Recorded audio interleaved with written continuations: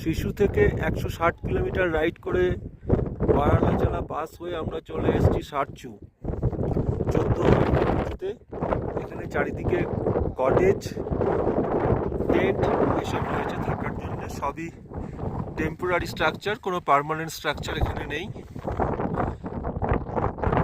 চারিদিকের ভিউ। আর এই 4টে কটেজ রয়েছে, এই 4টে কটেজের 3টেতে আমরা আছি, আর আমাদের বাকিরা টেন্ট করছে এই কটেজের পাশে, কটেজের মালিকের লিজ নেওয়া জায়গাতে টেন্ট করছে। চারিদিকের ভিউ অসাধারণ, খুব ওয়েদার খুব ক্লিয়ার। আমরা বেশ অনেকক্ষণ এসে পৌঁছেছি। এই রেস্টুরেন্টে দুবার কফি খেলাম, ম্যাগি খাওয়া হয়ে গেল অনেকটাই। রাত্রে ভাতের ব্যবস্থা হবে, মালিকের ব্যবহার।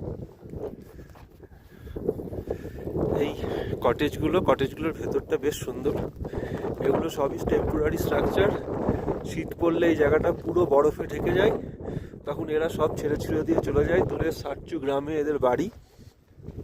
বেডিং ফেডিং অন্যান্য জিনিস নিয়ে চলে যায়। এই হচ্ছে জায়গা